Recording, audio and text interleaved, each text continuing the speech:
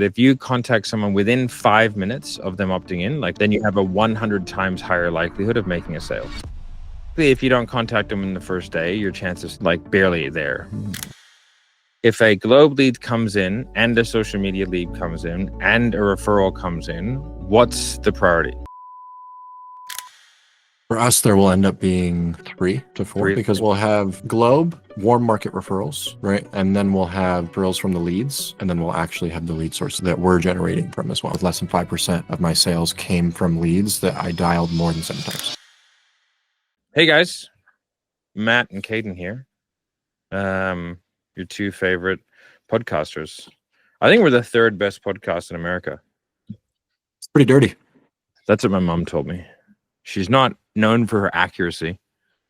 Yeah.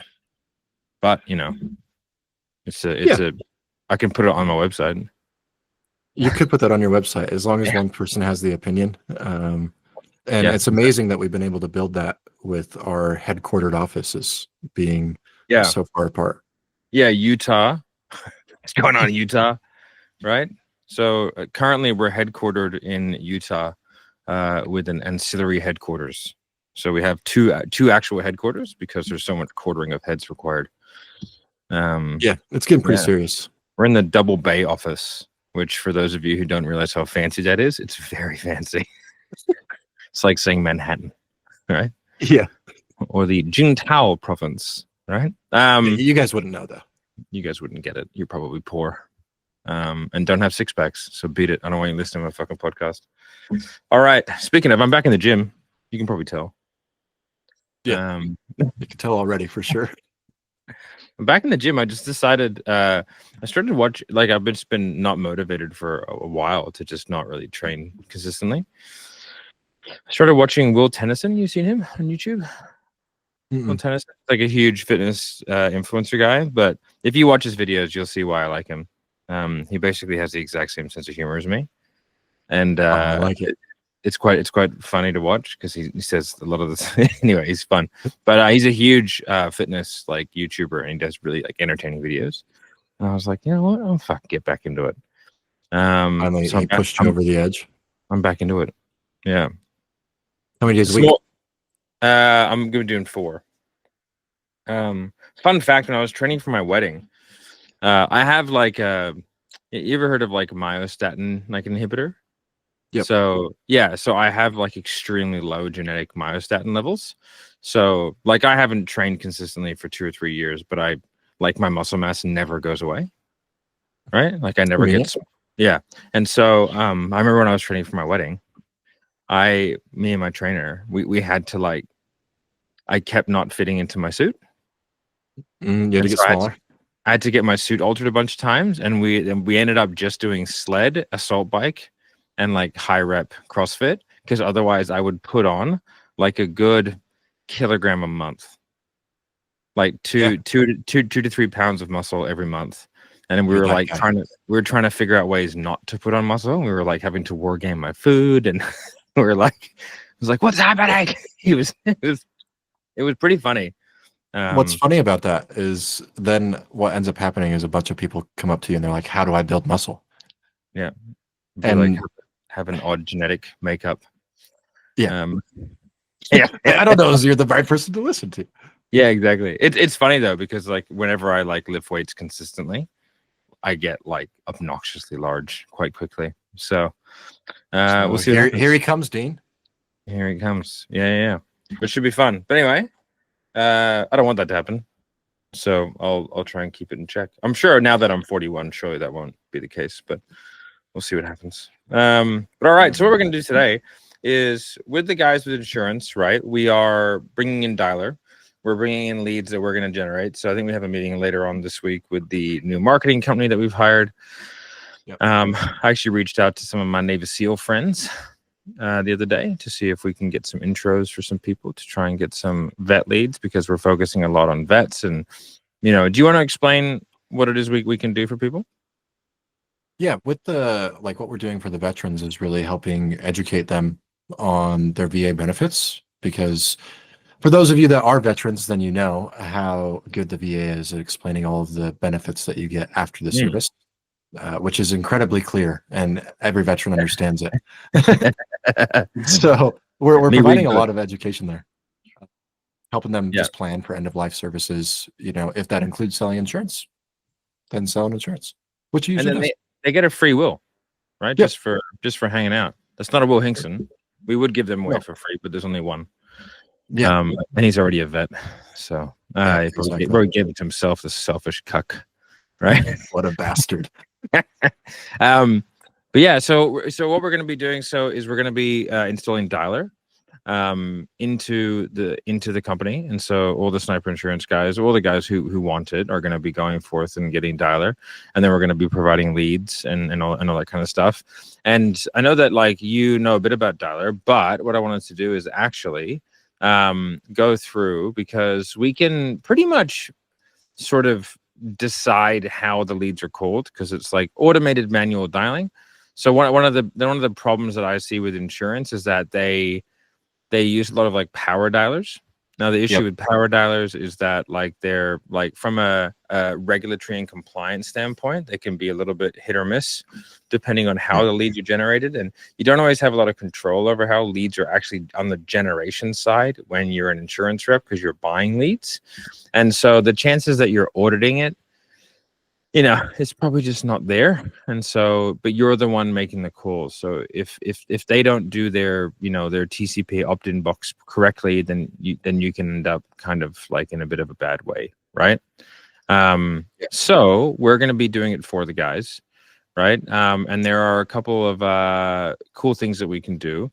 And so what we're going to be doing is going through, and I'm going to ask you, like, how do we think we should be calling these guys, for how long? Right, you've done a lot of insurance calls, you know the kind of leads that we're going to be getting, and so like, you know, how long should we be calling them for? So the first thing I would say is, from a like, how many, let's go through like lead sources. So we have a look at how many lead sources are there going to be. For us, there will end up being 3 to 4. 3 lead sources, right? Because we'll have Globe referrals, warm market referrals. Right, and then we'll have referrals from the leads, and then we'll actually have the lead source that we're generating from as well. Okay, let's go through the leads that are coming direct from, say, Globe, for example. Like, what's the priority that we want to be calling them? Because the way that we can do it is we can like waterfall the leads in, right? Yep. And then we can have them prioritized by rep. We can have them prioritized by lead source. And then we can, but we need, because it is true automations, like we want to have a priority. So if a Globe lead comes in and a social media lead comes in and a referral comes in, what's the priority? Social media. Social media. All right.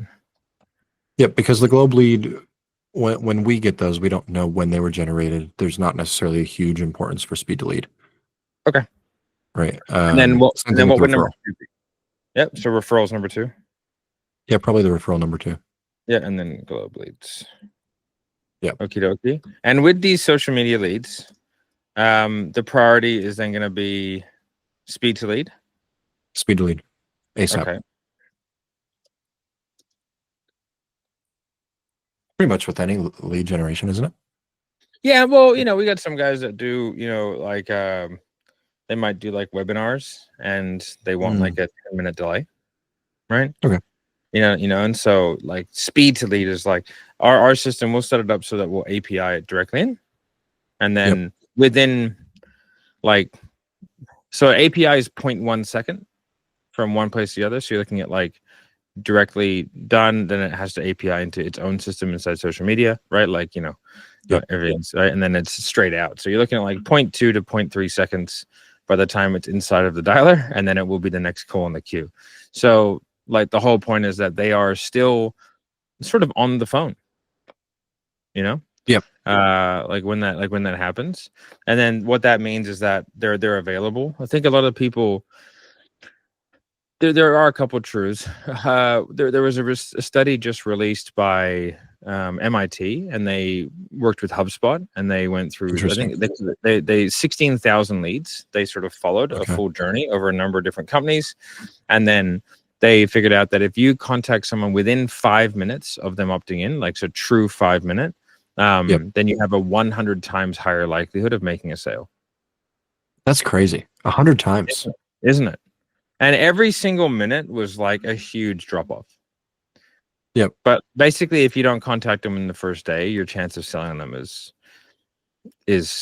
like barely there, you know. So like speed to lead is, I think, from what I can see, and from what I can see across all the accounts that are on Dialer, and then also some of the consulting clients that I still have and stuff like that, if you can nail your speed to lead, like you're pretty much good to go. That will do a significant jump. I got a text today.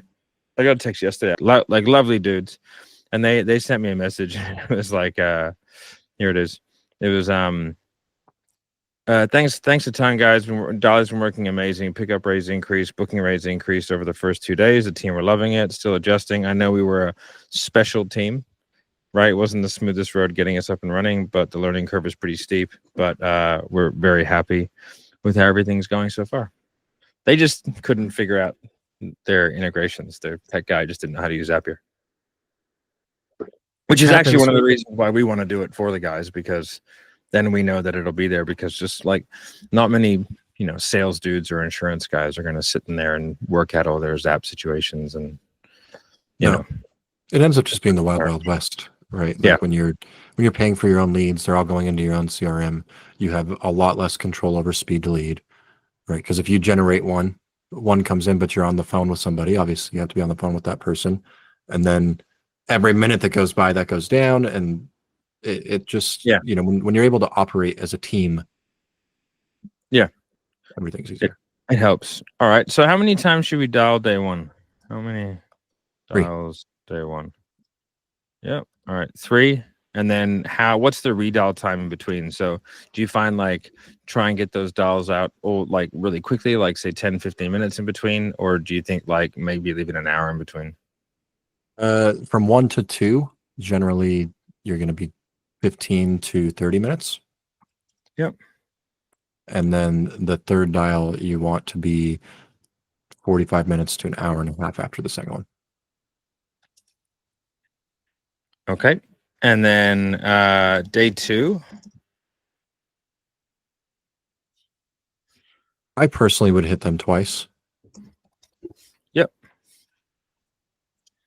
And then a redial time. Yep. So we'll do a redial time of like 90 minutes. That's a minimum redial time. So it can be more. You know what I mean? And then I would say day 3 to like 7. Really, what you want is like, you know, sort of 7 to 8 times in a week is sort of, you know, a good marker. There's no like hard rule in that. I just think it's like a good practice. Also, from what I can see, once you hit 10 dials, it's like a giant waste of time. Yeah, the chances of you selling them are significantly, everybody's data that I've seen, my own personal data, after 7 to 10, everybody's a little bit different, 7 to 10, but between 7 to 10 dials, it's like nobody buys after that. Yeah. Well, I think what it is from what I can see is that it's you know, if you have a bucket of 100 people, right? And let's say 60 of them 40 of them will never pick up a phone number in which they don't know. Right? Like there's probably 30 of them that won't ever pick that up, they don't know, and there's 10 of them that are just never pick up their phone. Yep. You know what I mean? Just ever, under any circumstance. And then so now you've got 60 people left over. So if you get in touch with 20 of the 100 the first day, now you've got 40 out of 100. Yeah. You know, and so like the percentages are drastically skewed. Hello. Every single time. Right. And so you're just dealing with a bucket you're fishing in the same bucket all the time. And the efficacy just gets lower and lower and lower and lower because there's just a bunch of fish in it that don't bite, you know, and but that's what text and email and stuff like that is supposed to do. And at the same time, like if you're an independent insurance agent, you're buying all your own leads and you're not having enough success that you can buy enough to be able to dial and keep that under 10 dials, then it is what it is. You got to call them more, right? Like you've got to keep searching for, even though it's rare, it happens, and you've got to keep searching for it. if that's Yeah. the situation that you're in. But Yeah. ideally, I know when, you know, from my own personal data, it was like, what's the number? Less than 5% for sure. I don't remember the exact. We'll just stick with less than 5% of my sales came from leads that I dialed more than 7 times. Oh yeah, dude. It's just listen, one of my favorite things to hear is like, there's gold in the list. There's really not, man. There's really not. Like, How much you're saying there is. Unless you've been doing nothing, right? Like, unless you've just been doing absolutely nothing, then like sometimes, but you're better off sending an email to a really old list. Like, you're better off just sending an email. Like, you'll get like the amount of the fucking time. Just filter that way. Yeah, exactly. And then the people who raise their hand, give them a call. You can actually set up triggers to where if they like reply to an email, you can send them in and give them a call. All right, so we're gonna do day 1 three times with 30 minutes in between. Day 2 $2 90 minutes in. Day 3 to 7 $1 each day, and then because they won't be working weekends anyway, so like, you know what I mean. And then day 8 to 21, I put like $1 every 2 to 3 days. Right. And that way, that'll be like a super low priority. And if there's no leads coming through, like at that particular moment, it'll give them a try. But like, they're not going to be like, you know, they're not going to be getting hammered by any stretch of the imagination, and they're not going to take away from speed to lead. Now, what are the states that are going to be calling? We're going to be focusing mainly on what? Arizona, Texas, Florida. Arizona, Texas, Florida, Tennessee. Easy. That will change, but for now, those 4. Okay.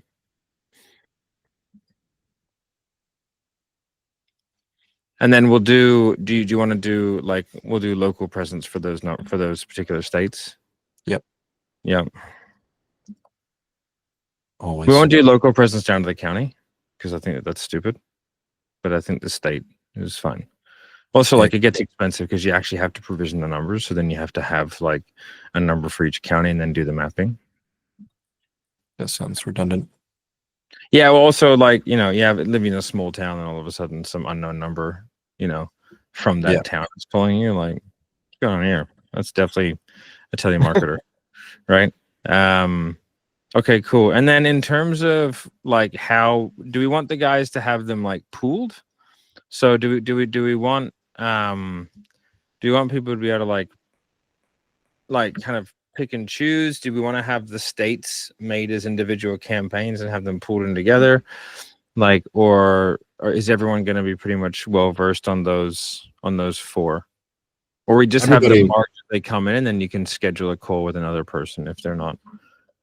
Yeah, that'll be exactly it. We want them all pooled together. And then if somebody happens to get one that they can't help that person with, which will come up, like, you know, if there's a health product and they don't have their health license, or if their license hasn't come through for one of those states yet, then they can schedule it with somebody in those states. Okay. All right, cool. So all these go into one pool. We need to have the state identifier in there. Yep. So that agent can schedule with another.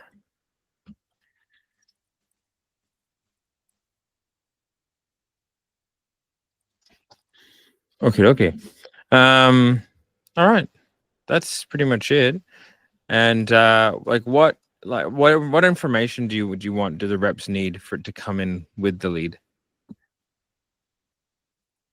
Ideally, we need, obviously we're going to have email, right? So email is already a given. We need one other identifier, whether that's their address. I think that's kind of overkill, or date of birth, right? That could be a really good one. Even age can suffice. We just want we need a couple of identifiers so that when we're doing the outbound, we can confirm that information. Okay, perfect. So I got your name. Okay, so when we do so we'll do that on the opt-in, right? And then so we'll get like name, email, phone number, state, and then I think we redirect them to like a form they fill out that all gets combined into one, and then sent in, and then they've got as much information as what they need in order to kind of get the ball rolling on the free will, right? Yep. 100%. Maybe like branch as well. That'd be a good one. Branch would be good. The more personal the information, the better. Not Okay. necessarily like, not too personal. Okay, cool. You know what I mean? All right, and then do we want to have a we want to have a separate script uploaded for each lead source? It'll be 2 different scripts because there will be one referral one, and then we'll have one for veteran leads. And within the script for vet leads, we'll have a new lead and a lead that's over a few hours old. Okay, dokie. A few hours old. Explain. Well, just the way the Facebook works, right? When they fill out the marketing, as soon as they fill out that ad, Facebook automatically takes them to another ad that's similar and is marketing for somewhat similar things. And so it's better to adjust your intro as if they're being called a lot. Because if they're not being called a lot and you've used an intro like they were being called a lot, you're safe. It's not going to hurt you. Right. But if it's 2 hours later and they've already gotten 17 calls because they filled out 5 ads. Yeah, it's true. And I'm treating them like a brand new lead, I'm getting steamrolled. Okay. So like run me through like what's your opener for that? Yeah, hey Matt, this is just Caden. I apologize. You probably have already gotten some calls about this. I don't know why nobody updated it. It looks like you had put in some info about potentially ABC. Did you end up figuring that out, or like what ended up happening? Okay, cool. So you even do that even after a few hours, you're finding. I guess it makes sense. I used to do that after 20 minutes when I worked final expense. Literally, if I did not have speed to lead within 20 minutes, I'm using that. Because even if they haven't received any calls, they're like, oh no, I actually haven't gotten any calls about that. But yeah, I was looking. And you're like, oh, okay. Well, I'm glad I called. I can help you out. I'm here. Yeah. Right. But most of the time they're like, oh my God, I've been getting so many calls. Yeah, right. And you're ahead of it. I guess that's the nature of insurance, right? Because they're selling the lead how many times? Yeah, they're selling the lead a bunch of times, and people go out, like when people shop for insurance, they generally fill out a bunch of different places to price compare, like with car insurance. Yeah, right? Like it's baked in society that with insurance, all you think about is price. Yeah, compare the meerkat. Yeah, there's an ad in Australia where they have like a meerkat, and when you say meerkat, when you say market with a Russian accent, it sounds like meerkat. So it's like a Russian compare the meerkat.com, right? And it's like a whole comparison website where you can just see all the prices, and then like they obviously like get the click affiliate type thing. Compare the market.com.au. Yeah, it's very clever marketing. It sticks in your head. Compare the meerkat.com.au. Yeah, yeah. little Russian meerkat. Little Russian in your head all day. Never heard anybody. Exactly. I suppose it's no different than little Geico Gecko. Is he still getting around over there? Little Geico Gecko? Geico Gecko is, I think, getting around. I don't know. Yeah. Streaming has changed the world. What's that? Streaming has changed the world because you don't like TV. I guess streaming, you're still forced to watch ads, like, if you're a brokey and you don't upgrade your YouTube. But thank God they don't. I get better ad revenue. Yeah, that's true. I'm always shocked though when I see someone like watching ads on YouTube. I'm like, what are you doing? Like, you can skip, right? Like $10. It's like, what's happening over there? Are you okay? Do you need some money? Yeah. Sort of like when people have an Android. Yeah. Is everything all right with your business? Is your life filled with consternation? You know that there are blue texts that exist. They're not all green. I know, exactly, right? It's funny because, it's really it's odd because like I see the appeal of having an Android because like the phones are better, there's like way more options. You can do a lot more with it. But the ecosystem that I'm in, not even in terms of the Apple ecosystem, just like the being in Australia and not being able to iMessage would like half my income. Oh, that would make a big deal for you because you can't. Yeah, because you use iMessage a lot. Yeah, that's all I use, and then I use FaceTime audio to call people. Yeah. And then like I can use it on my computer, so I'll text leads, and it's like I don't know. There's most 90% of entrepreneurs are on Apple. Yeah, that's the And hard part. Is like if you like you said, the PCs, Android, they have a lot of features. I get it. It's cheaper for similar chips and things like that. But if everybody's on it, it's 1,000 times easier to communicate that way. yeah, it is. And you can do group messages. The fact that you can't do group messages is like so petty. I guess what's interesting though is Twilio is bringing out RSS messaging. So RSS messaging is a lot more like the reporting is way better, and you can do a lot more with it. And that'll be super interesting because they're going to bring that in, which means that you'll be able to actually have like true deliverability reports in the same as what you can with email through like Twilio messaging. I mean, all of the networks will be bringing it out, but yep, it's going to be. It'll mean that text will get, I think, a lot more powerful, but with that, it'll also get a lot more easy to stop.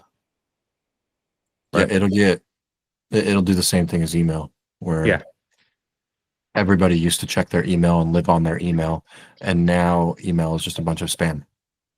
Yeah, it's a lot of spam. If it's important to text. Yeah, I always tell people like, if it's really important, you can text me, and if you don't have my number, it's just probably not that important. Yep.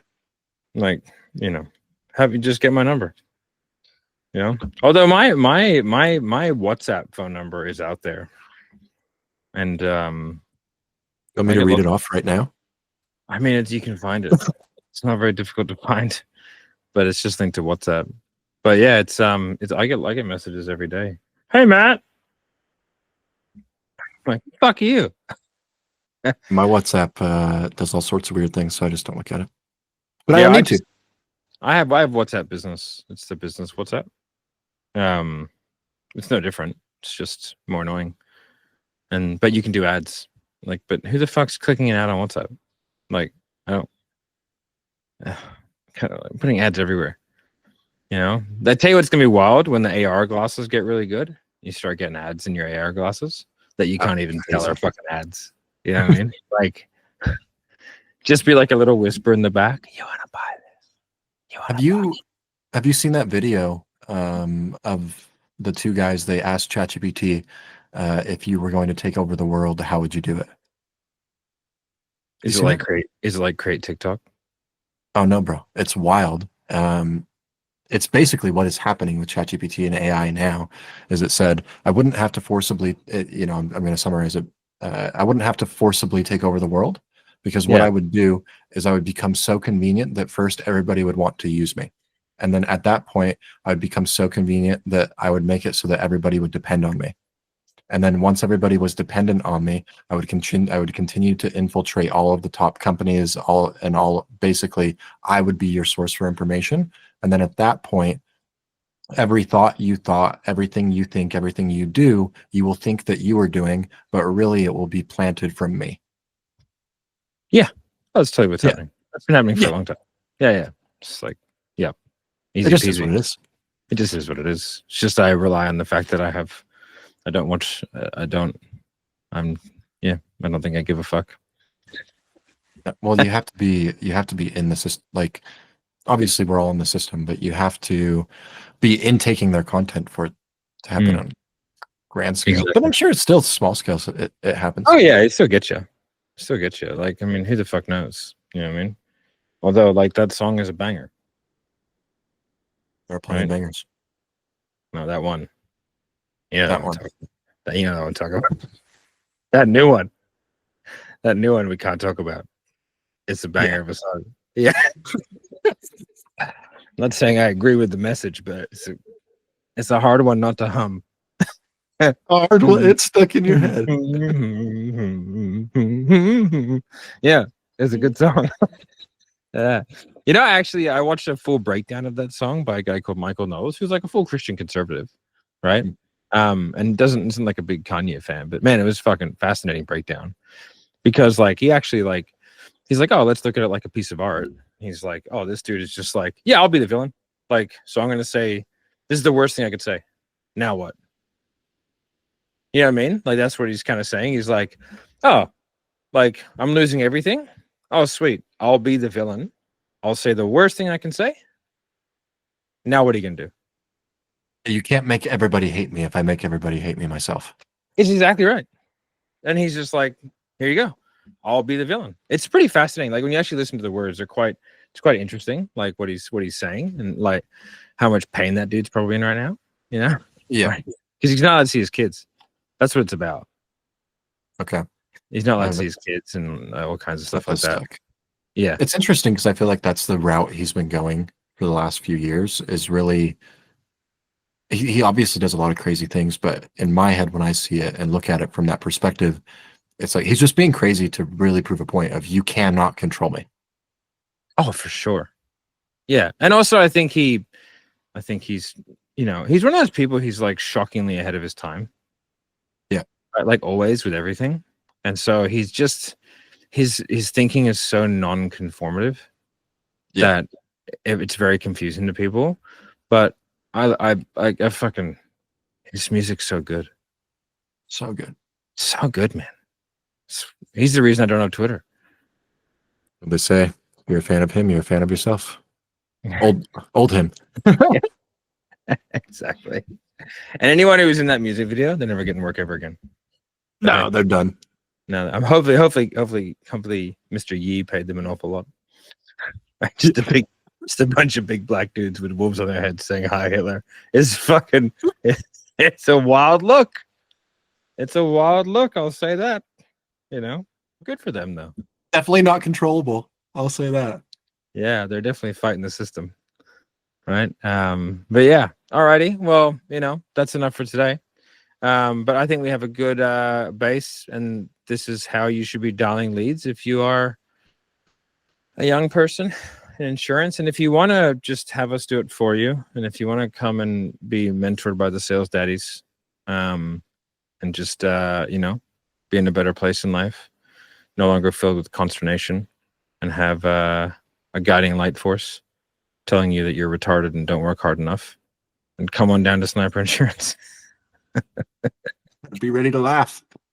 Exactly. And get shit on in the same sentence. Exactly. We will. You can reach out to me or Caden anywhere that you can, and also we'll have some links in the description where you can go and apply to speak with us. So yeah. All right, guys. Good luck, and we will see you soon.